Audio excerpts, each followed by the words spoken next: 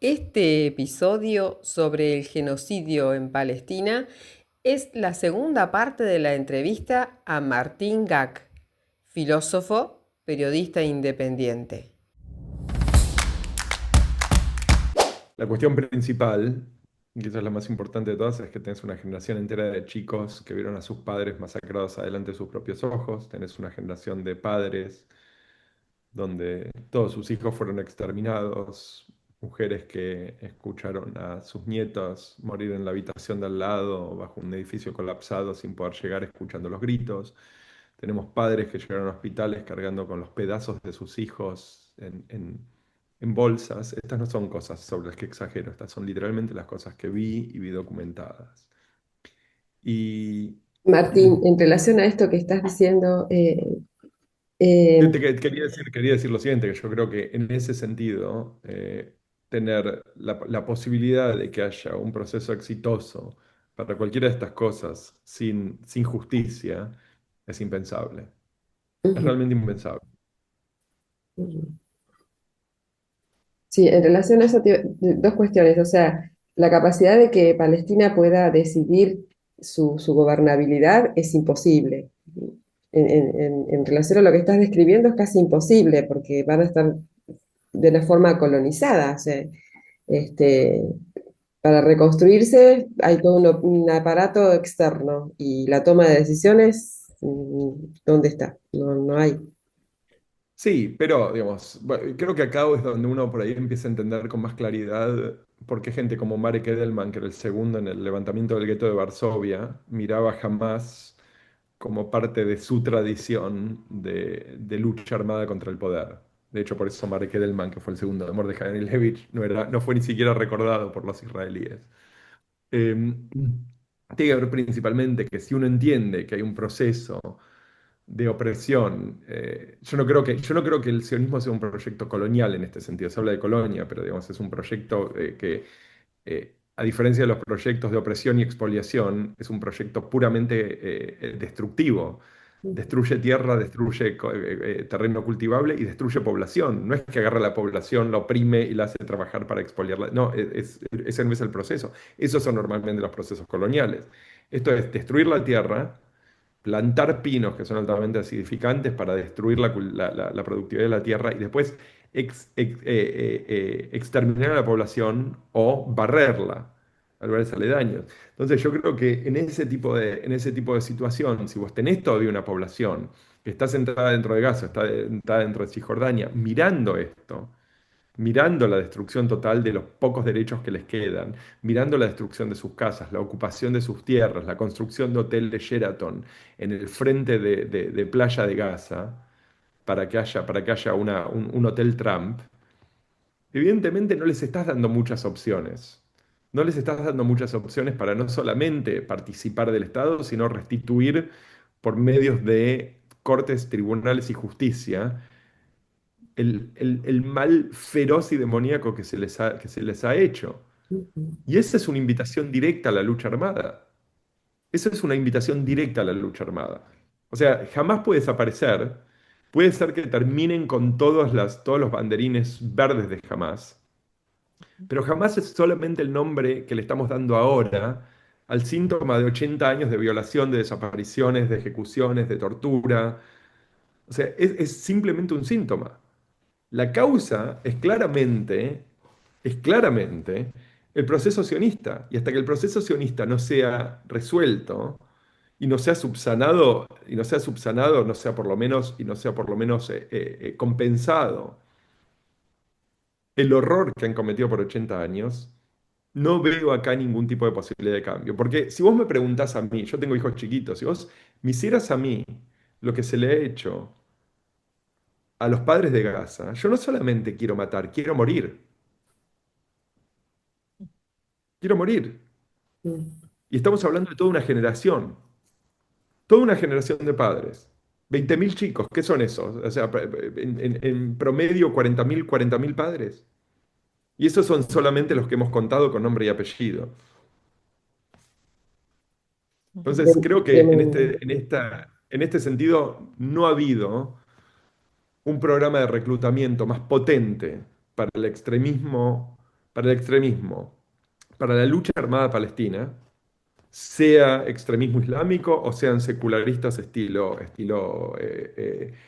organización, la OLP o el Fatah al día de hoy, no ha habido mayor arma de reclutamiento que Israel. Es así de simple. Y creo que lo saben, creo que los israelíes lo saben. Ujú. Ujú. Em, Martín, y para ahí, ay, perdón, Moni, sí, adelante. sí, ibas a decir para ir terminando, ¿no? Sí. Sí. Se me ocurría pensar cómo, Martín, desde tu trabajo periodístico, eh, ¿qué sentido encontrás a seguir, ¿no? Justamente cubriendo esta situación entre Israel y Palestina, ¿no? Después de visibilizar y de analizar tanta violencia, bueno, con el atravesamiento propio identitario que has manifestado también, ¿no? Mirá, algo que dije muchas veces y te puedo decir es que si hay algo que no te deseo es que un genocidio y un infanticidio sea cometido en tu nombre. Hay algo de una crueldad brutal, hay un daño moral que estoy de acuerdo que no se compara con lo que están sufriendo gente que yo conozco en Gaza y el horror de la gente que está tratando de proteger a sus hijos de las bombas, pero hay un daño moral indescriptible en un aparato de muerte que demanda lealtad para matar chicos como los míos. Y desde muy al principio, una cosa que para mí está totalmente clara es que entre lealtad a un aparato tribal constituido del modo que sea, pero en este caso como una mafia de asesinos, y mis hijos, mi lealtad siempre va a ser primero a mis hijos, siempre. No hay excepción alguna. No hay momento en el que yo pueda concebir que voy a estar más de acuerdo con alguien que se pasea con los símbolos que usaba mi papá para explicar lo que era el judaísmo que con mis hijos. Mis hijos van a estar siempre primero. Y lo que yo veo en Gaza son los gestos de mis hijos, las narices de mis hijos, los deditos de mis hijos, los chupetes de mis hijos, los gritos en la noche de mis hijos. Entonces, el daño moral consiste en que las bestias israelíes han puesto frente a mis ojos el catálogo de mis peores terrores, sistemáticamente por 2 años, todos los días y todas las noches. La segunda parte de esto tiene que ver con algo que, de alguna manera, para mí tiene que ver con una conversación que tengo con mí mismo y que le doy la oportunidad a la gente de poner la oreja y escuchar lo que me estoy diciendo a mí mismo, más que nada. Que tiene mucho que ver con el hecho de que yo tengo algo que mucha gente me escribe y me dice esto. O sea, bueno, por lo menos antes de que me bloquearan y me hackearan Instagram hace 3 días, que no tengo más Instagram aparentemente, pero la gente me escribía y me decía, me hablaba de la necesidad de abrazar a estos chicos, abrazar, o sea, yo tengo amigos que son gente de mi edad, con las esposas, con los hijos, y, y es algo que le escribía a Rafat Al-Tabna cuando intercambiamos, le decía, la verdad que el día que te vea espero poder abrazarte y cocinar para vos. Eh, y tiene principalmente que ver con que creo que todos los que vemos un perro del otro lado de la calle y sentimos que tenemos la necesidad imperiosa de ir a rescatarlo, quiero suponer, quiero suponer que somos absolutamente vulnerables al sufrimiento de un chico, al sufrimiento de un padre que está en estado de desesperación viendo a su hijo. No quiero describir las cosas que he visto porque algunas de estas cosas son muy, muy duras, pero creo que hay algo importante en eso. Hay una importancia en saber de qué estamos hablando. Y acá está el tercer punto, que es que yo muestro lo que veo porque no le quiero dar absolutamente a nadie la oportunidad de decir que no sabían o que no pudieron haber sabido. Si me conocían y estaban incluso en las periferias de mi existencia, entonces, por un lado, definitivamente yo me aseguré de que tuviesen la oportunidad de saber y por otro lado, no tienen la excusa de no haber sabido. Y yo creo que en este sentido algo que discutía con un colega acá en Berlín. Sí, yo siempre odié el periodismo. Yo vengo del sistema académico, o sea, yo vengo de la filosofía. Como solía decir la gente, gente me decía, estudié periodismo. Yo decía, yo estudié una carrera, yo estudié una materia. ¿Qué quiere decir estudié periodismo? ¿Qué aprendiste? ¿Escribir, o sea, escribir titulares? ¿Qué quiere decir estudiar periodismo exactamente? Andé a estudiar ciencias políticas y después volvé y hacer periodismo político. No me digas que estudiaste periodismo político. Y tengo que decir que todos esos huesos secos y rotos de eso que se llamaba periodismo, creo que ahora para mí son mucho más claramente deleznables. Estos son las Plager, los Feynman, los Hellblum, los Novarrecios, gente que realmente no tiene absolutamente ninguna autoridad y no deberían tener ningún espacio para abusar de la autoridad informativa y violar la confianza pública. Pero al mismo tiempo, te tengo que decir, Mónica, que después de Anas al-Sharif, que los israelíes asesinaron, después de Saleh, después de Hossam Shabbat, después de Abu Daka, después de Al-Masri, que fue quien trabajó para Reuters, eh, siento que el nombre es demasiado grande para mí. No me merezco el nombre periodista. Veo a esta gente, honestamente, como mártires por la verdad y héroes del periodismo. O sea, gente que realmente puso el cuerpo y que, o sea, en el caso de Anas al-Sharif, para mí es súper difícil, pero Anas al-Sharif se fue dejando detrás hijos más o menos de la edad de los míos. A mí me cuesta dejarlos en el jardín de infantes a la mañana y volver a casa. Ujú. Este tipo dejó el norte de Gaza, dejó Jabalia, o no sé si era de Jabalia o de Bet Lahia, y se fue con su cámara a morir, porque sabía desde muy temprano que los israelíes estaban básicamente poniéndole la mira sobre la cabeza. Entonces, creo que cuando yo al día de hoy escucho de gente como Omar Bartov, que es este israelí experto creo que es el principal experto mundial en genocidio, que lo entrevisté esta semana, Sí, o escucho de gente como Gideon Levy, periodista de Haaretz, que vivió por 15 años con escolta en Tel Aviv, pudiendo haberse ido a Suecia porque su esposa es sueca, por salir a reportar qué es lo que estaba viendo en Cisjordania y en Gaza. Cuando veo gente como Anás o gente como Saleh que fueron a morir, creo que lo que siento es que hay redención, de alguna manera. Hay redención, porque hay un tipo de coraje que yo no tengo. Yo soy muy bravo desde mi mate y desde mi mesa de la cocina. Pero esta gente realmente puso el cuerpo.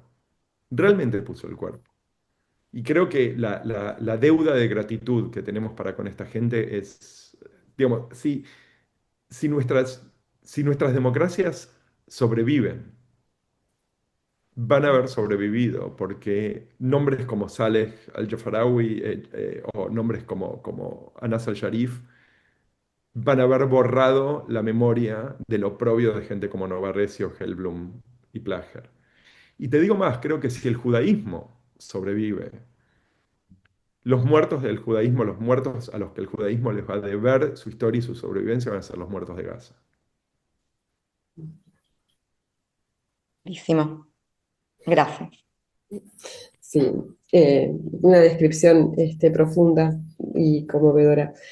Eh, sí, sí, esto que vos estás describiendo, que decís que lo habías, la entrevista con Bartok, que en parte la vi, eh, habla de una definición de genocidio por tres ítems. Vos lo fuiste a eso desglosando esos tres puntos, pero si los tuviésemos que sintetizar, serían ¿cuáles, Martín?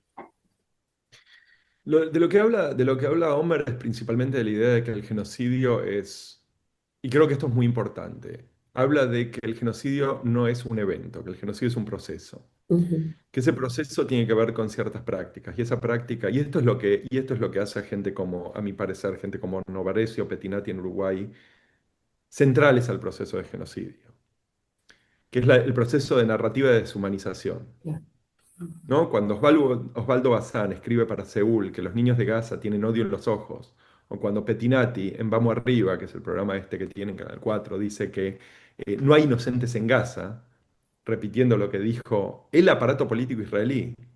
Estas son palabras directas del aparato político israelí, o sea, te puedo ujú, nombrar las fuentes, Venturi, Feiglin, etcétera. Lo que está haciendo es ofreciendo la justificación del asesinato de esos chicos. Entonces, esa no es una parte que es aledaña o un preámbulo, eso es parte del genocidio. Y una de las cosas que dice Omer, y me parece que esa es una de las más importantes, es que el genocidio siempre tiene un elemento de lo íntimo, que no es que estamos hablando de gente del otro lado del mar, estamos hablando de gente con la que hay un contacto prácticamente directo. Y de hecho, los israelíes viven en directo contacto, especialmente en las zonas del sur, ujú, en directo contacto con la comunidad palestina, porque el palestino está, o sea, sentado en el restaurante, o está sirviéndole comida, o está manejando claro, el ómnibus en el que va al trabajo.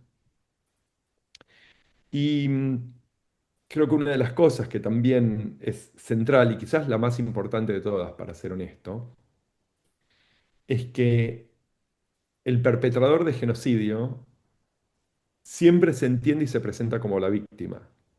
ujú, Y de hecho, esto es algo que vemos sistemáticamente en Israel, pero lo vimos también, o sea, el alemán se defiende del judío, que está teóricamente amenazando al Estado, amenazando la raza, amenazando la pureza aria de la alemanidad, etcétera, etcétera. Digamos, esto es algo que no hay salvedad para esto. Este es el mismo caso en Srebrenica, este es el mismo caso, o sea, los serbios para con los bosnios, los croatas para con los serbios, los croatas para con los bosnios, es el mismo caso que en Myanmar, etcétera, etcétera. Siempre, el genocida siempre se representa como víctima. Y los israelíes, por supuesto, que son los campeones del victimismo. ujú, Y creo que estas son tres cosas que son importantes en la estructura explicativa. Ahora, ¿qué es el genocidio? Lo que dice Bartov es específicamente que él a lo que se atiene es a la definición de Ginebra, perdón, no de Ginebra, del tratado para la prevención y la punición del genocidio, tiene que haber que ujú, sea, una intención que sea la destrucción de un grupo religioso, étnico, etcétera, en su totalidad o en parte, en su totalidad o en parte. Y este es también, digamos, cuando uno escucha las marionetas de propaganda israelí diciendo si Israel quisiese destruir a los palestinos, si hubiese un genocidio, entonces no hay, y Bartov lo dice en la entrevista y lo dicen otros dos también, no hay un genocidio que haya sido completado en su totalidad. O sea, que yo sea un judío viviendo en Berlín, no quiere decir que no haya habido un genocidio hasta el año 45 perpetrado por ujú. los alemanes. O sea, no necesitas matar a todos para que haya un genocidio, porque el genocidio es un proceso de intención y despliegue, no es un acto concreto de destrucción total. Recuerdo cuando te escribí por primera vez que te ofrecía esta conversación y lo pensaba en paralelo con lo que fue la colonización en tierras americanas, ¿no? La colonización sobre la Absazala, la pérdida de memoria también es una de las partes del proceso de genocidio, ¿no? Bueno, en la conversación con Bartov eso es totalmente central, digamos, y creo que es una de las partes más hermosas de la entrevista con él. Creo que a mí es alguien que realmente me resulta conmovedor la forma en la que él habla de esto, porque creo que hay algo realmente personal y él se encuentra finalmente, a pesar de que claramente es alguien que estuvo pensando en la cuestión palestina por mucho, mucho tiempo. Creo que él no entiende la ocupación como un genocidio, pero creo que realmente ahora se encuentra literalmente con ese proceso. Ujú, Y una de las cosas de las que hablábamos era de la experiencia de encontrarse con lo que emerge del silencio, lo que emerge del subsuelo. Y él me hablaba de las casas, que eran casas en donde él había vivido, o lugares donde él jugaba de chico, que eran casas que habían sido destruidas en poblados palestinos que habían sido destruidos en el 47, 48, 49 incluso después, donde la gente había sido eliminada o había sido echada y las casas destruidas y ellos lo usaban para jugar, pero no tenían, ese no teníamos los elementos para entender qué era lo que estamos viendo. Y yo tengo la experiencia de haber pasado, digamos, pasé bastante tiempo yendo y viniendo de Varsovia, y le decía que en Varsovia hay una avenida que cruza la ciudad este a oeste, que va del río hasta lo que era el primer asentamiento judío, que era el primer gueto, o sea, gueto de Varsovia previo al gueto nazi, que estaba al oeste de la ciudad. Y ese camino, que era un camino de tierra donde los judíos caminaban para ir a buscar agua al río, volvían, se fue básicamente ensanchando y hoy es una de las avenidas principales. Al día de hoy todavía el asentamiento se llamaba Nueva Jerusalén, siglo XVII, si no me equivoco, siglo XVI, XVII, un poco después. Y el bulevar se llama Alei Jerusalén, que se llama el Boulevard Jerusalén. No existe más el asentamiento Nueva Jerusalén. El gueto no existe más. La mayor parte de la gente que vivió la comunidad judía de Varsovia, que era un tercio de Varsovia, hasta el año 40, fue masacrada. Y la memoria olvidada de alguna manera emerge justamente no solamente en ese camino que cruza la ciudad, sino en su nombre. El nombre fue preservado, quizás inocentemente, ¿no? Y creo que hay algo de eso en los paisajes. Cuando uno los mira con detenimiento, Homer cuenta todo tipo de, digamos, cuenta otros tipos de historias también, que de repente los perros excavan y encuentran huesos humanos. Entonces de repente el hueso humano aparece al lado de una cucha de perro porque fue encontrado, digamos, mientras el perro jugaba o el perro escarbaba. Eh, y en ese sentido el pasado vuelve. Pero creo que, digamos, evidentemente uno puede ser muy... digamos, hay un elemento en cuanto a esto que tiene que ver con cierta justicia casi poética, pero en lo que a mí respecta, en lo que tiene que ver con Gaza y en lo que tiene que ver con Palestina, y creo que por ahí especialmente como judío, siento que eh, hay realmente un apremio total de justicia, total de justicia. Que algo tiene que pasar, en lo que a mí respecta, tiene que haber juicios en La Haya que terminen o en cadenas perpetuas o incluso en penas de muerte, en patíbulos. Yo tengo total, total certeza que las cosas que he visto y las cosas que he leído y los reportes que he leído y la documentación que he visto son dignas de pena capital. Y no soy alguien que en general bajo ningún punto de vista apoye la pena de muerte. Pero en este lugar creo que estamos en otra dimensión. Ujú. Bueno, nos unimos al reclamo de justicia, aportando nuestro granito de arena desde aquí, desde centro este de la provincia de Buenos Aires, y queriendo compartir con la audiencia este relato vivo tuyo, que es realmente eh, conmueve que se siente angustia, ¿no? Porque es mucho sufrimiento. Agradecerte profundamente por todo tu tiempo, y bueno, Les agradezco a ustedes por la vivimos en... invitación. Espero que en el futuro sea algo por ahí un poco Ujú, más tolerable, sino agradable. exactamente. Bien, muchas gracias, Martín. Estuviste escuchando un podcast de Sara Va. Si te gustó este contenido, podés seguirnos en las redes de Sara Va.